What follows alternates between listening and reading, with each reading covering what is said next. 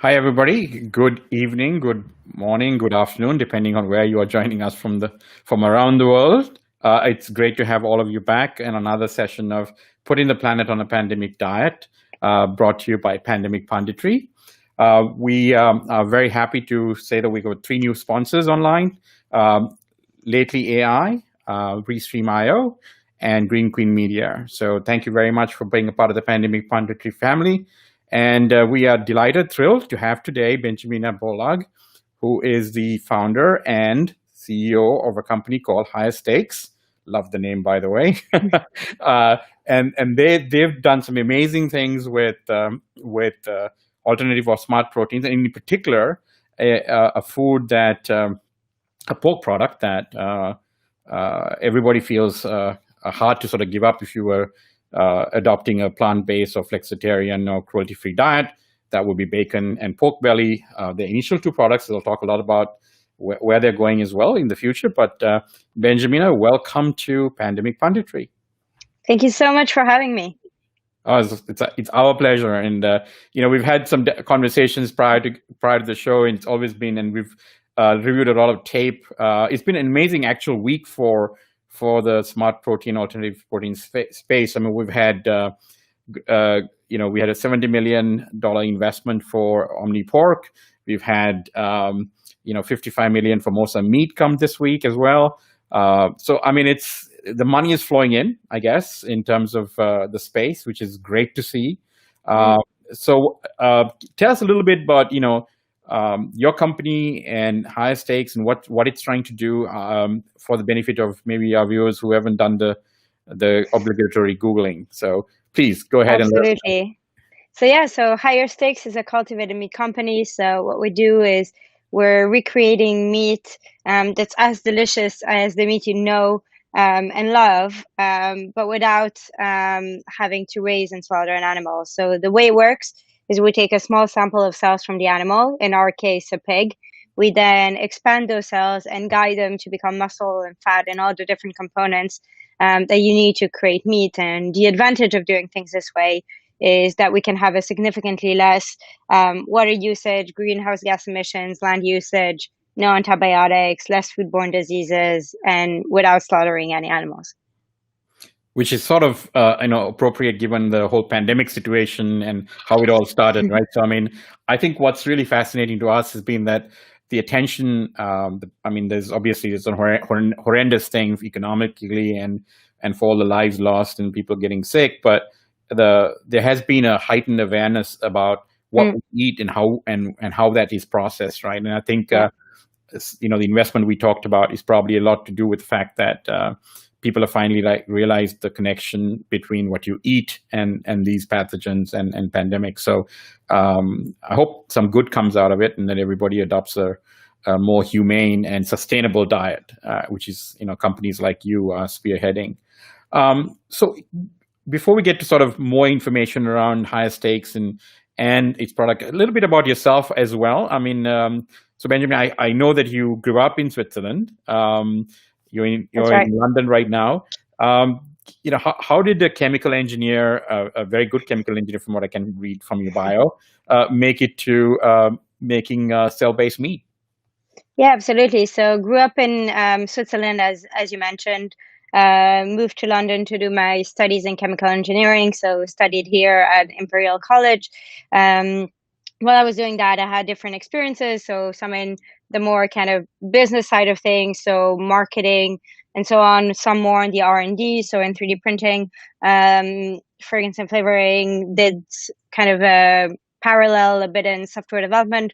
Then graduated and started another startup, which was more in B2B electronics, but realized that I wanted to do something with a lot more impact and using as well some more of the science that I had learned, and essentially realized that really food was the biggest way of having a huge impact on people's health and on the environment at the same time. So you did mention something a little that I think I caught, which is that you said did all these things and then you graduated from college. So were you actually an entrepreneur while you were in school? I did. So I had a lot of side projects. So it's hard to call them now really startups. But I would say a lot of side projects. And I was also the lead software developer in a startup at the time that's still running today. Oh wow. Okay. So you've had this sort of entrepreneurial gene or yearning or desire Sure. from a very early time, right? Which is amazing. I mean, I think when we asked Raquel earlier this week, what makes we were asking her, how come Israel produces all these amazing entrepreneurs and companies, and she said it was a very telling comment that today when when parents tell their kids not to be lawyers, doctors, or engineers, but essentially be entrepreneurs. So there's this huge mind shift to people no longer sort of going in to learn something in school to be a doctor, lawyer, engineer, but be an entrepreneur. And so I think maybe the newer generation is definitely focusing on starting their own business rather than working for someone else, which is amazing to see, and hopefully augurs well for the world. So I mean, I think. Oh, sorry. Go ahead. Please. No. No, I was just gonna say. I mean, I think the thing is, it's also become a lot easier to start your own business than it used to be, and I think maybe the desire was there, but the tools to do, it was just so much more difficult and so much more expensive than today to start any business, that I think it's a lot easier now for someone with less experience to start something. And also, a lot of people talk about the cost, but I think it's also the fact that you can communicate and there's so much more information. So it's easier for someone that has less experience to get connected to the right people and be able to gather the right information and surround themselves with people with more experience that can help them build the business that they want to build, versus before where it was harder. I think to get access, and unless you knew people in your really close network, then you couldn't really reach out. I mean, it was a lot harder to reach out to someone on the other side of the world that's an expert in a subject that you've never really looked at, than it is today, where anyone really can do that, and becomes a lot easier from that perspective. Absolutely astute observation. I was reflecting back to sort of why I hadn't started something early enough, but that probably that's not my excuse. But I think that's definitely obviously a telling point. So I think the question then we have to ask people is, why haven't you started a new business of your own, given all of this capability that is out there? And it's well taken. I think I think the time is sort of caught up, right? The infrastructure is there. If you need an office, now of course you stay at home, but you could have gone to a WeWork or something like that. Infrastructure in terms of compute technology is available from 2 or 3 vendors. You can get a good deal from either one. And of course the network, right? I mean, you could reach across continents essentially and reach out and connect with people who seemed happy to share stuff virtually, which would have been impossible 10 years ago, 15 years ago. So yes, it's a really good point. Karthika, I know you have a ton of questions as well, so I don't want to monopolize the time. So please go ahead. That's all right.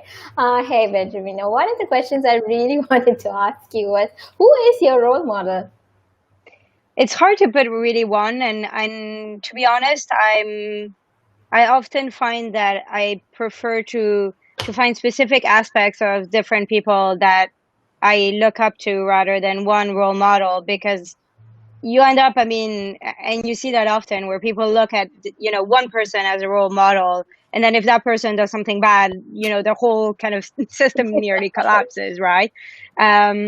Whereas I think if you're able to say, well, I admire this person for that specific skill, rather than having one role model that you look up for everything and imitate everything that they do, I think you get a much broader perspective, and also remind yourself like everyone's human, and no matter how successful they are, at the end of the day, everyone has strengths and weaknesses, and what you want is to look at what are the strengths that these different people have, and how can you look at that. And it can be as well, there can be people that you don't, maybe as a whole person, you don't necessarily think these are my role models.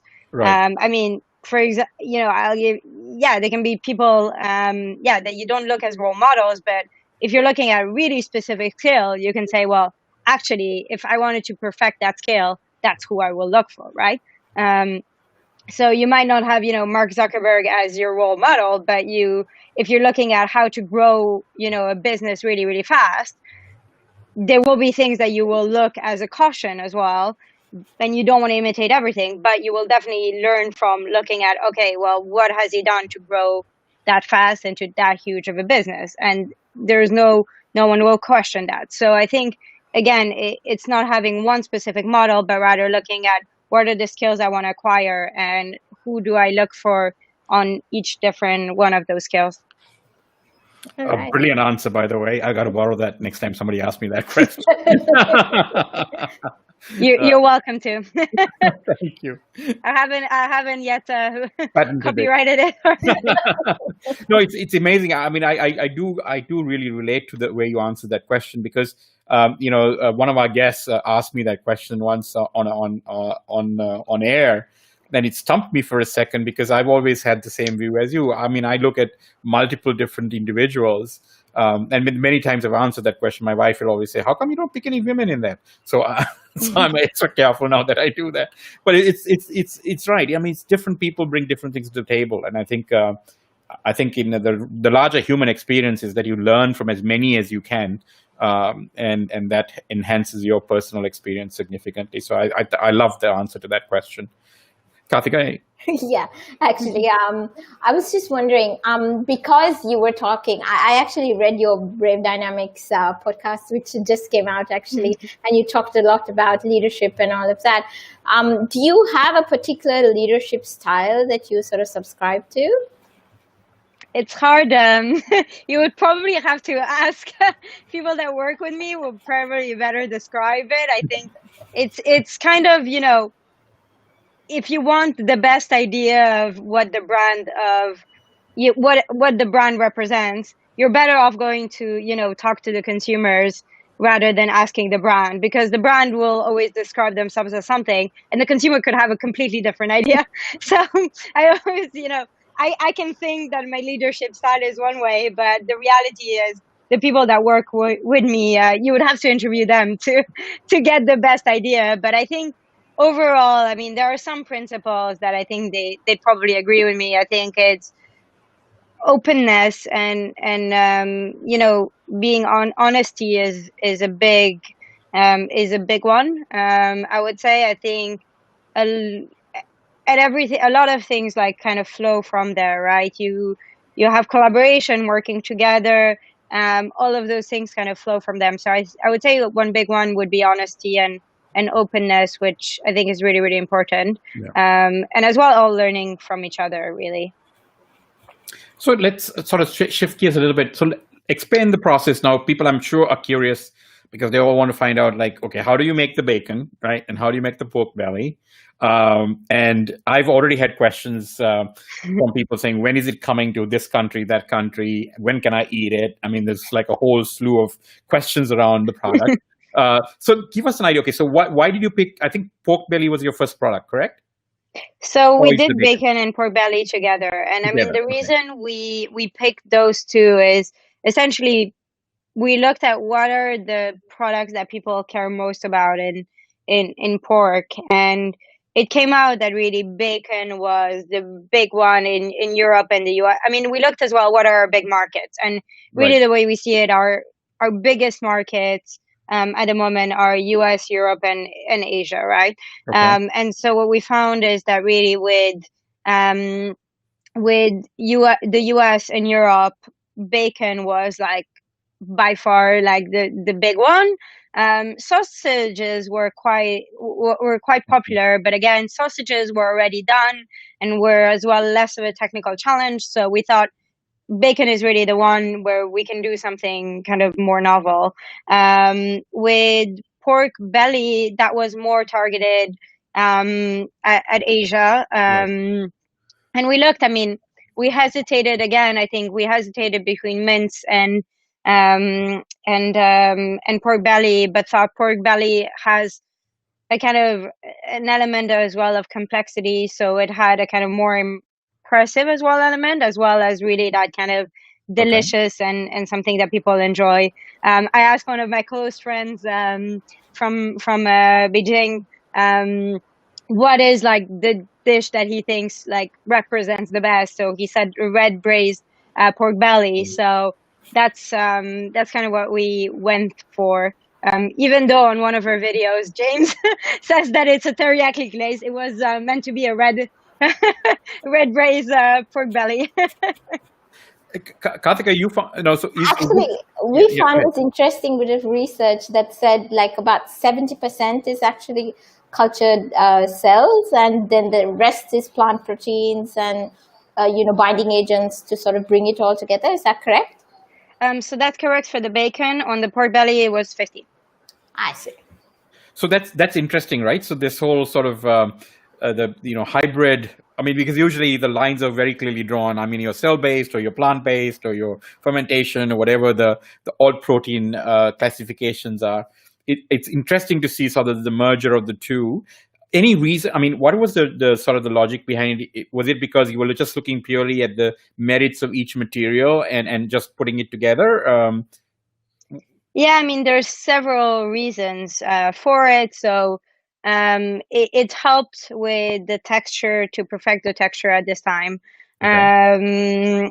It helps make the product cheaper. It's something that we wanted to also, we were quite curious about, so wanted to explore.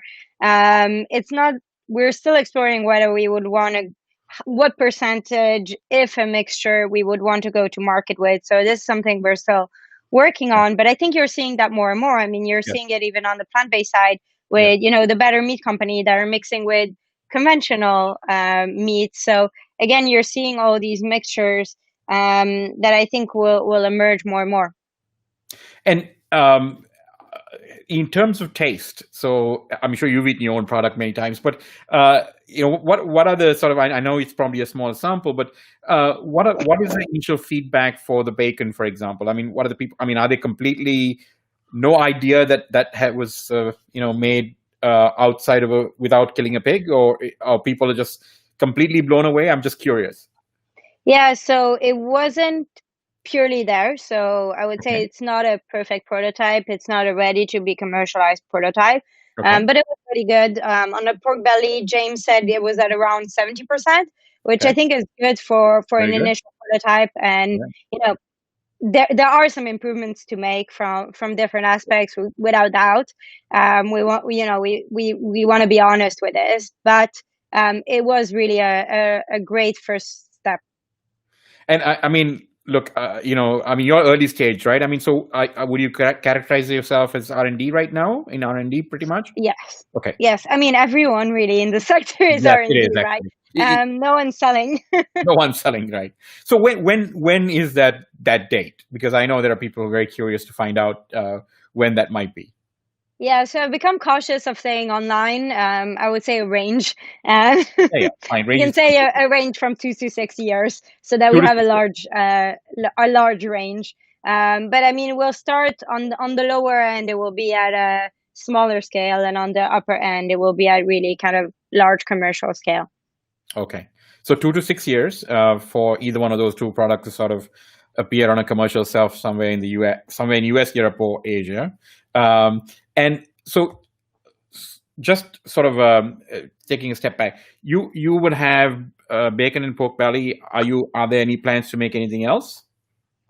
Yeah, so we're looking at the moment at mince as well, I would say.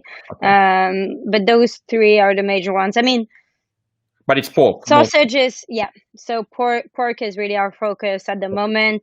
I would say we will look at other animals, but other species, but it will, for the moment, it's really a focus on pork, and that's what we're working on. I have some more questions, but Karthika?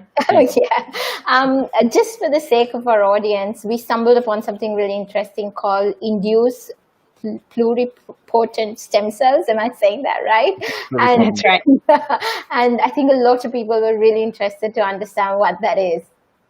Yeah, absolutely. So essentially, it's a type of cell where you can take any cell from the animal and bring it back to the embryonic state. And you can do so as well without any genetic editing. And so the advantage of doing things this way is that you can expand those cells infinitely and can make any type of tissue from it. So usually the cells, induced stem cells that people are using will only have certain multiplications. And so this enables us to grow those cells pretty much infinitely and make muscle, make fat, make connective tissue, make, anything that you need. So this sort of precludes the reason to sort of look for fetal cells or anything like that. I mean, this is a stem cell that can essentially come from the skin of an animal as opposed to. So you can take a blood, like you can make those cells from a blood sample. So if you've ever had blood extracted or skin patch, or there's several. I mean, anything in theory, but there are some specific cells where it's easier. So for example, often it comes from fibroblasts. So you take a small skin patch for it. Okay, and I know that some people have this question that you're having a whole thousands of animals lined up and you're taking skin samples on a daily basis. This is not what's happening. I assume once the cells are there, you got it, right? I mean, unless there's something you refurbish it. So you do it more than once in the beginning to try kind of several cell lines. Right. You do it as well. There's R&D purposes, commercial purposes, things like that. But you're talking, several times. You're not necessarily thousands right, of times. When in commercial production, all R&D. Oh, when in commercial production, no. It's, I mean, it's you don't have a whole few of pigs in the back in the factory that you're sampling from on a daily basis. Okay. So it depends on the type of cells that you're using. So some cells will require that. Others you can do your cell bank, and that will be sufficient for pretty much ever. Okay, that's so. We had a sort of interesting. We had a guest here also, Nicholas. He was doing foie gras. Yes. Yes, you know him. So from Gourmet, yeah. Yeah, from Gourmet. So it was also a fascinating conversation, and we brought up the question. I mean, so pork sort of got interesting connotations. We have obviously halal and kosher constraints. So there's.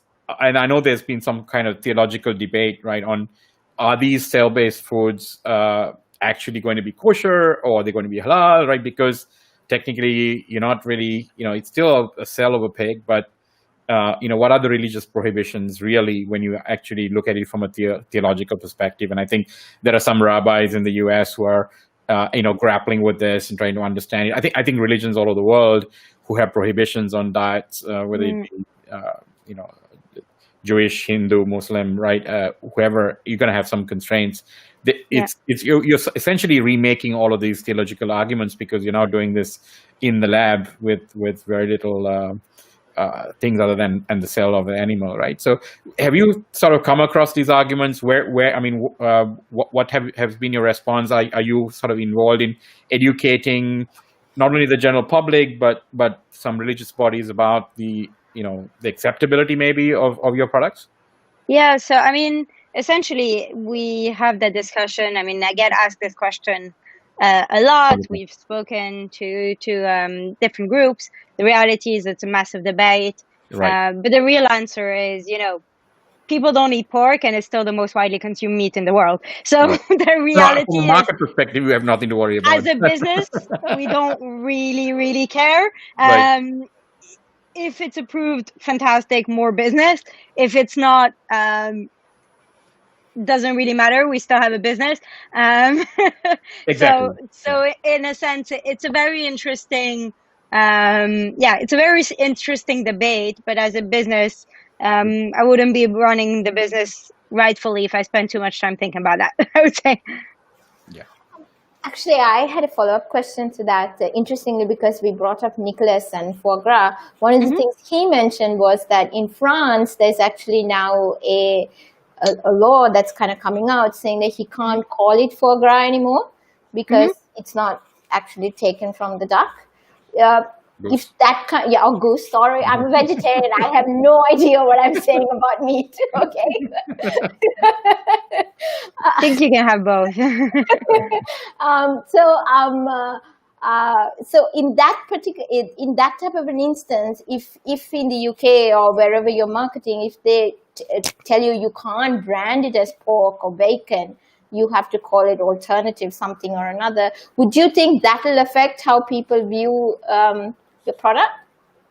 Yeah, I mean, I think it will affect, without doubt. Whether it will be a major effect, I think it's difficult to say, because I think at the end of the day, also, when you look, I mean, often when you buy food, like, you know what bacon looks like, you know what pork belly looks like when you buy it. The description might help you. You might, realize whether it's a lamb bacon rather than, pork bacon, or things like that. But at the end of the day, consumers are also familiar with what those products look like. So if you have a packaging where you're able to show that, again, this would probably help. Now, whether it will have no effect, I doubt it. It will probably have an effect. Right now, this is not a rule that is present for us, but it could arise, and I think it's not an unsurmountable challenge. Definitely not. Yeah. So we have a question from the audience. So Ritu, thank you for joining the show. It says, would you call this product cruelty-free? Yes, absolutely. Because there's no aspect that is cruel. So we don't use fetal bovine serum. There's no, the blood sample is, we do this on humans. I mean, I've had loads of blood samples done in my life. So, again, there's no aspect of it that is cruel. So I wouldn't call it animal free, because the cells are animal, but I would call it cruelty free. Absolutely. So do you conceive of like, so right now we're taking, I mean, these stem cells that you're using are a classic example, right? I mean, science has evolved. I think the person who discovered this has got the Nobel Prize for it. I think a Japanese professor, right? I think who came up with the research. So is it conceivable that, because I remember, many years ago, there was a huge debate about, getting these stem cells from, from the umbilical cords and everything else, right? There was a lot of questions around the science around that. But as science evolves, is it conceivable to sort of get these cells from any part of the animal? I mean, without even having to prick it with a needle. I mean, it's conceivable, but the science would evolve that any cell from anywhere could eventually be used to create the meat. Yes, absolutely. Whether, again, you have to look at the advantage of doing different things, right? Like, right. No, of course. It's if you get if you get a, I don't know, a much higher efficiency by taking it from the blood versus, I don't know, if you took it from even less invasive source, then yeah, maybe it's slightly less invasive, but really, like, you're not killing any animal. It's not cruel. It's something like, really, I mean, we do it to babies, right? Without no one going to jail in every country in the world. So, No, it's not that invasive if we, Agreed. No, I was thinking more in terms of some of the vegans, right? So whether this would not right now it's going to pose a problem for religious bodies, right? Who are, but eventually the vegans, I mean, if it would bring up the issue of consent. But if you were able to, not to gross anybody out, but get it from urine or excreta from an animal and make it, then consent's not an issue. You see what I mean? So eventually science could get. You could, yeah, you could, and then what? Then when there's no issue of consent, then could this be vegan? I'm going to get like. Well, it won't be vegan, because vegan is. You have to be animal free, and it's not animal free. Now, also as a reminder, we are absolutely not targeting vegetarian and vegans. If they want to eat it, great, but that's really not our target market. And in fact, when we surveyed people, we found that meat eaters were more prone to eating cultivated meat than plant-based meat alternatives, whereas vegetarians were more prone to eating plant-based alternatives than. So really, I mean, we are targeting meat eaters. People that are vegan and vegetarian already, they're not the ones, religious stuff. Yeah, they're not the target audience for this, and they're less likely. I mean, someone that's been vegan for 20 years, also won't necessarily want this, whether it's completely cruelty-free in every possible dimension or not. I think we got lots of questions coming up. We do from Alex. Thanks for joining us today, Alex. So Alex wants to know, what is your starter cell culture, iPSC or biopsies derived? So we work with iPSCs. Yeah, iPSC. Yeah, great. So while I was actually reading up on bacon, I have no idea again, by the way, so please excuse me. I came across this thing called that there are two different types of pigs, large pigs and bacon pigs. And apparently I'm just reading my research out to you now.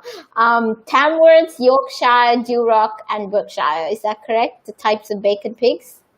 So do you extract cells from these different types of pigs, or how? So not at the moment, no. We are looking at when we commercialize to be more precise with the specific species of pig that we work with.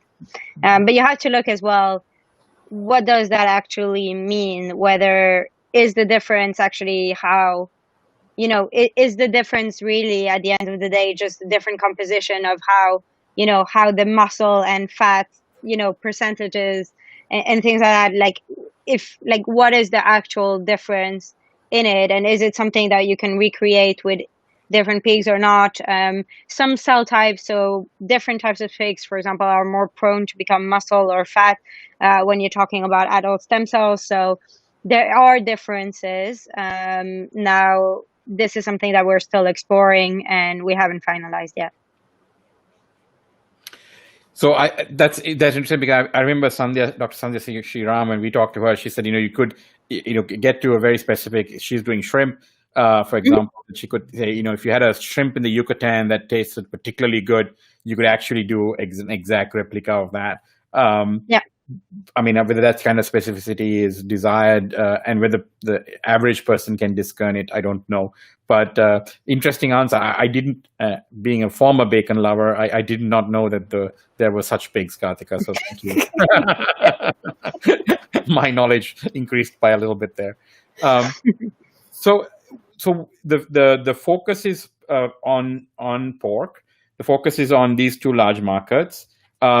The bioreactors themselves, are you sort of thinking of doing this, huge bioreactor, something like a brew pub, essentially, and then, so what is the model of distribution commercially that you would eventually see? So is it made in a factory and then shipped to various locations in these marketplaces, or is it can't answer that yet. Not too early. Okay. Publicly for now. Okay. Oh, publicly for now. Okay, great. So you have an idea of that. Okay.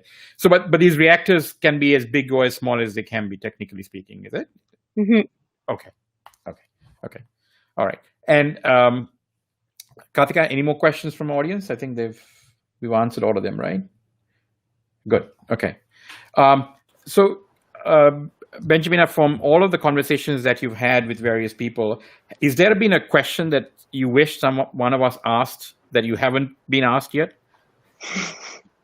It's a difficult one, and actually, I've gotten asked that before, and I've already given the one I thought about. So. Oh, okay. Somebody beat me to that one. Oh, yeah, it's the same week, so. Oh, it's the same week. Okay, all right. You get off then. I guess I've been lucky that I've had a lot of conversations, so a lot of people have asked a lot of questions. So, and also, I have to think about which ones I would answer publicly. So, which is a whole different question. Yes. So where, I mean, you raised an initial round of funding. Are you sustaining with that for the new Fisher, or you're constantly raising money as well? Because I know this is a very capital intensive exercise, correct? So we now have enough runway at the moment, but we're looking at raising our Series A in about a year's time. In a year's time, okay. And your current investors are from the region as well, from Europe. They're global. They're global, okay. And the Series A, I'm assuming, will also be global, given the interest. Absolutely. So if anyone's watching and is interested, please get in touch. Yeah, that was the whole. Okay, good. All right. And the way to get in touch with you what is the preferred? Is it LinkedIn? Is it LinkedIn or website is probably the best. Okay, great. So, Karthika, any more questions for Benjamina? Yeah, actually, Alex had a follow-up question. He said, what are the limitations with the cell line that you're using, and how feasible is it to store the cells in the future? It's very feasible to store the cells. I guess the limitations are it's harder to differentiate them than some of the adult stem cells. Yeah, I can't go into too much details about the specificities publicly, but overall, I would say compared to adult stem cells, it's just less known and harder typically to differentiate them because they're just about more high up in the lineages, and we don't see any issue with with storage. Okay, so these are cryogenically sort of frozen and kept, sort of thing, or so I have one last question. Karthika, you have any? Yeah, actually, I don't know, Lavi, whether your question was with regards to scaffolding, but I remember reading one podcast where Benjamina had talked about how scaffolding is the future. Would you like to elaborate on that? Because Sandhya touched about that as well, and people are really interested in this concept of scaffolding.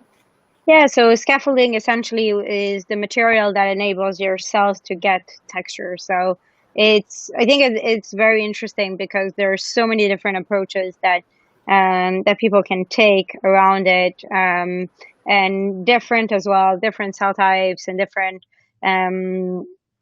species and different products will need different scaffolding, and so I think there's a lot of opportunities within scaffolding, without doubt. And you're seeing as well companies really starting to pop up to really tackle that, which is great. Yeah, it makes it much easier for you, right? Because you get more of the component parts, and it's easier to put together and go quicker to market. So sort of my final question was around, so how do you create sort of an IP minefield? I mean, can anybody who sort of go get cells from pig and then sort of get a bioreactor? I mean, I'm sure there. I mean, obviously you're using a particular kind of induced pluripotent stem cells, but that's nothing proprietary about that process either, or is it? I mean, so how do you sort of make sure that somebody can't? I mean, I know on the plant-based side, right? You can kind of control it with the amount of ingredients that you put in the mix that you put and whatever else, right? How does one do that on the cell ag side? Yeah, so I'll say obviously as much as I can say. Yeah. But I would say, actually on the cell-based side, there's a lot more IP to be developed than on the plant-based. If you look at what's happening in the regenerative medicine space, I mean, there are so many aspects. You can go broad, you can go specific, you can go, patents, trade secrets. Different parts of the process will have different, different things that are more appropriate. Different companies will prefer trade secrets versus patents. You often have to, wait. Is it something that is worth it? Is it better? Is anyone likely to come up with it? Is no one likely to come up with it? Then maybe it's better as a trade secret. You don't have the 20 years or so expiration. So there's a lot of factors, but there's a lot of opportunities. I mean, there's a lot of white space because the field is so novel that there's a lot of white space for people to take. Okay, and there's obviously, I mean, for example, being a pioneer in the space, 2 to 6 years to commercial, and probably a couple of years before that. Do you see, like in most technology, you see this, right? So the initial pioneers take a lot longer to get there, whereas a latecomer, somehow, because everything's sort of done and there's like more maturity, they can do it much quicker. So how do you sort of avoid, I mean, I guess you just keep going and keep innovating. I guess that's the answer. But you do foresee that eventually people will start to sort of see the light and start doing this rather than, cultivating pigs and slaughtering them, right? So more and more people will enter essentially and try to make bacon your way. So this is why I guess hopefully. I asked you, right? Yeah, hopefully. I mean, that's what we all would want. I mean, the planet needs it, right? So, but I guess being a pioneer gives you that whole lead time to perfect as well as improve, right? So you're already there, and then you spend the rest of your time while other guys are trying to figure it out to improve, get more products on the shelf. I guess that's your strategy going forward. That's right. Okay, great. That's right. Well, Benjamina, thank you. I mean, it's been a great talking to you and You learning too. a lot more about pigs, about cell cultures, about medicine. And I think it's really interesting when I do speak to people in the cell-based arena for smart protein that such a lot of the research that you draw from go across a whole bunch of different sciences, right? Everything from, I mean, you're a chemical engineer, but you have a computer technology background as well, 3D printing background, which I'm sure will also be interesting because sort of these scaffolding is being printed now. And so you're pulling in from, everything from medicine, from biology, all of that stuff. It's fascinating how all of these sciences are converging to produce a simple piece of bacon, right? In your case, or a pork belly. Not very simple, but it's amazing how all that is coming together. I mean, I don't think if I told somebody 20 years ago this would even be happening, they'll think we were talking Star Trek, right? So it's great to see. Hopefully, I'll see it commercially soon in 2 to 6 years somewhere, and I can taste your product. Looking forward to that. Thanks again for joining us on Pandemic Punditry. Thank you so much for having me. All the very best for everything that you're doing, and Thank you. If you're in London, we'll look you up. Absolutely. Thank you so much. Thanks again, Benjamina. Thank you. Take care. Bye. Bye.